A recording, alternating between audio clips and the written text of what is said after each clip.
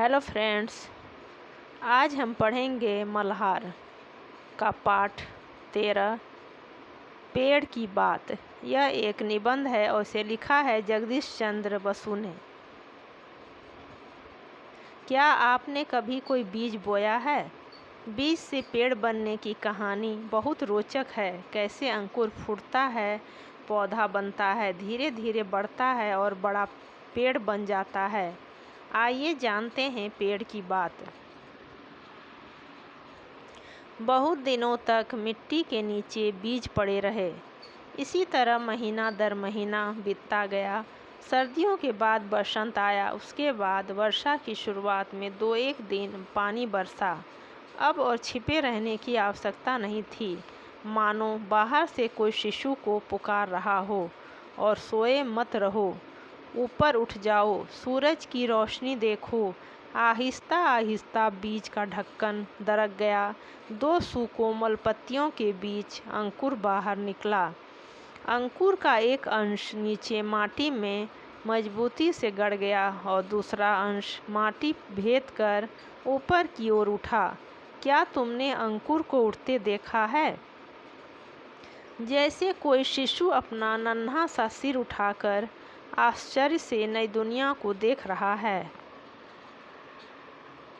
वृक्ष का अंकुर निकलने पर जो अंश माटी के भीतर प्रवेश करता है उसका नाम जड़ है, और जो अंश ऊपर की ओर बढ़ता है उसे तना कहते हैं। सभी पेड़ पौधों में जड़ व तना ये 2 भाग मिलेंगे। यह एक आश्चर्य की बात है कि पेड़ पौधों को जिस तरह ही रखो, जड़ नीचे की ओर जाएगी व तना ऊपर की ओर उठेगा। एक गमले में पौधा था। परीक्षण करने के लिए कुछ दिन गमले को औंधा लटकाए रखा। पौधे का सिर नीचे की तरफ लटका रहा और जड़ ऊपर की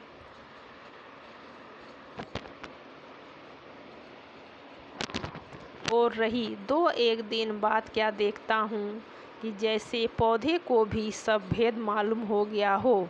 उसकी सब पत्तियाँ और डालियाँ टेढ़ी होकर ऊपर की तरफ उठ आईं तथा जड़ घूमकर नीचे की ओर लटक गई। तुमने कई बार सर्दियों में मूली काटकर बोई होगी। देखा होगा पहले पत्ते व फूल नीचे की ओर रहे। कुछ दिन बाद देखोगे कि पत्ते और फूल ऊपर की ओर उठ आए हैं। हम जिस तरह भोजन करते हैं, पेड़ पौधे भी उसी तरह भोजन करते हैं। हमारे दांत हैं, कठोर चीज़ खा सकते हैं। उन्हें नन्हे बच्चों के दांत नहीं होते, वे केवल दूध पी सकते हैं। पेड़ पौधों के भी दांत नहीं होते, इसलिए वे केवल तरल द्रव्य या वायु से भोजन ग्रहण करते हैं। पेड़ पौधे जड़ के द्वारा माटी से रस पान करते हैं। चीनी में पानी डालने पर चीनी गल जाती है। माटी में पानी डालने पर उसके भीतर बहुत से द्रव्य गल जाते हैं। पेड़ पौधे वे ही तमाम द्रव्य सोखते हैं।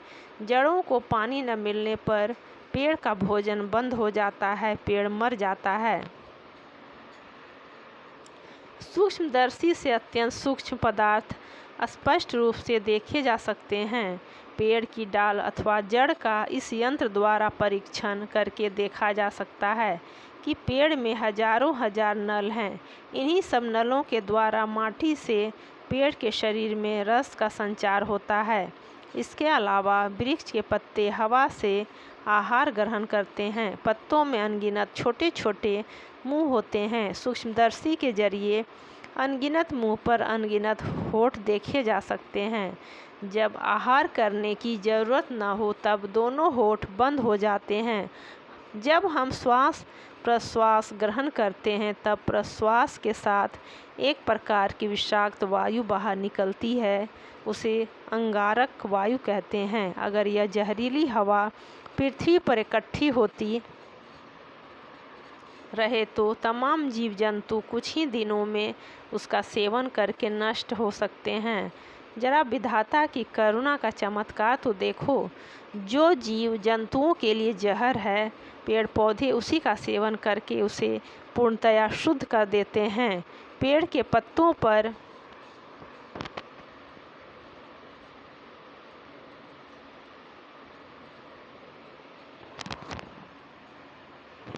जब सूर्य का प्रकाश पड़ता है तब पत्ते सूर्य ऊर्जा के सहारे अंगारक वायु से अंगार निःशेष कर डालते हैं और यही अंगार वृक्ष के शरीर में प्रवेश करके उसका संवर्धन करते हैं।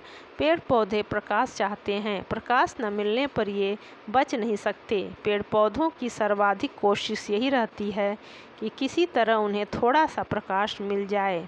यदि खिड़की के पास गमले में पौधा रखो तब देखोगे कि सारी पत्तियां व डालियां अंधकार से बचकर प्रकाश की ओर बढ़ रही हैं। वन अरण्य में जाने पर पता लगेगा कि तमाम पेड़ पौधे इस होड़ में सचेष्ट हैं कि कौन जल्दी से सिर उठाकर पहले प्रकाश को झपट ले। बेल लताएं छाया में पड़ी रहने से प्रकाश के अभाव में मर जाएंगी, इसलिए वे पेड़ों से लिपटती हुई निरंतर ऊपर की ओर अग्रसर होती रहती हैं। अब तो समझ गए होंगे कि प्रकाश ही जीवन का मूल मंत्र है। सूर्य किरण का स्पर्श पाकर ही पेड़ पल्लवित होता है। पेड़ पौधों के रेशे रेशे में सूरज की किरणें आबद्ध हैं। ईंधन को जलाने पर जो प्रकाश व ताप बाहर प्रकट होता है वह सूर्य की ही ऊर्जा है। पेड़ पौधे व समस्त हरियाली प्रकाश हथियाने के जाल हैं। पशु डांगर पेड़ पौधे या हरियाली खाकर अपने प्राणों का निर्वाह करते हैं। पेड़ पौधों में जो सूर्य का प्रकाश समाहित है वह इसी तरह जंतुओं के शरीर में प्रवेश करता है। अनाज व सब्जी न खाने पर हम भी बच नहीं सकते हैं। सोच कर देखा जाए तो हम भी प्रकाश की खुराक पाने पर ही जीवित हैं।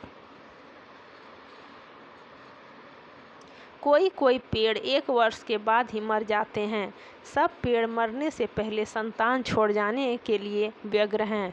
बीज ही उनकी संतान है। बीज की सुरक्षा व सार संभाल के लिए पेड़ फूल की पंखुड़ियों से घिरा एक छोटा सा घर तैयार करता है।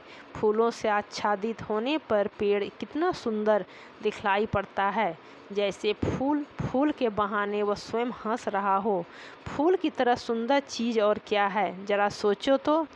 पेड़ पौधे तो मटमैली माटी से आहार व विषाक्त वायु से अंगारक ग्रहण करते हैं, फिर इस अपरूप उपादान से किस तरह ऐसे सुंदर फूल खिलते हैं। तुमने कथा तो सुनी होगी स्पर्श मणि की, अर्थात पारस पत्थर की, जिसके स्पर्श से लोहा सोना हो जाता है। मेरे विचार से माँ की ममता ही वह मणि है। संतान पर स्नेह न्यौछावर होते ही फूल खिलखिला उठते हैं। ममता का स्पर्श पाते ही मानो माटी व अंगार के फूल बन जाते हैं।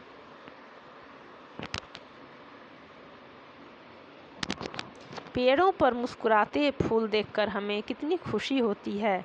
शायद पेड़ भी कम प्रफुल्लित नहीं होते। खुशी के मौके पर हम अपने परिजनों को निमंत्रित करते हैं, उसी प्रकार फूलों की बहार छाने पर पेड़ पौधे भी अपने बंधु बांधवों को बुलाते हैं। स्नेहसिक्त वाणी में पुकार कर सकते हैं, कहाँ हो मेरे बंधु, मेरे बांधव, आज मेरे घर आओ। यदि रास्ता भटक जाओ, कहीं घर पहचान नहीं सको, इसलिए रंग बिरंगे फूलों के निशान लगा रखे हैं। ये रंगीन पंखुड़ियाँ दूर से देख सकोगे। मधुमक्खी व तितली के साथ वृक्ष की चिरकाल से घनिष्ठता है। वे दल बल सहित फूल देखने आती हैं। कुछ पतंगे दिन के समय पक्षियों के डर से बाहर नहीं निकल सकते।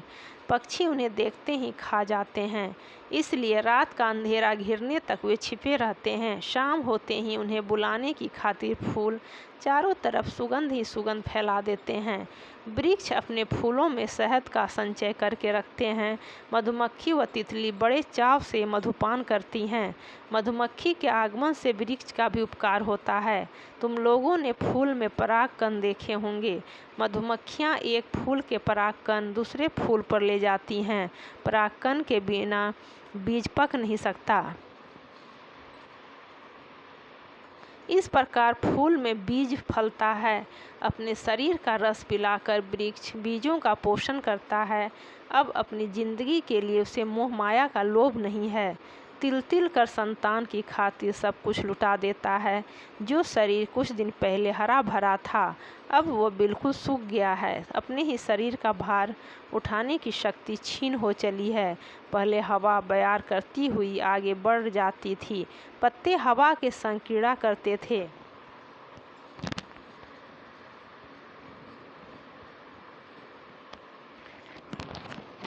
छोटी छोटी डालियां ताल ताल पर नाच उठती थीं। अब सूखा पेड़ हवा का आघात सहन नहीं कर सकता। हवा का बस एक थपेड़ा लगते ही वह थर थर कांपने लगता है। एक एक करके सभी डालियां टूट पड़ती हैं। अंत में एक दिन अकस्मात पेड़ जड़ सहित भूमि पर गिर पड़ता है। इस तरह संतान के लिए अपना जीवन न्यौछावर करके वृक्ष समाप्त हो जाता है।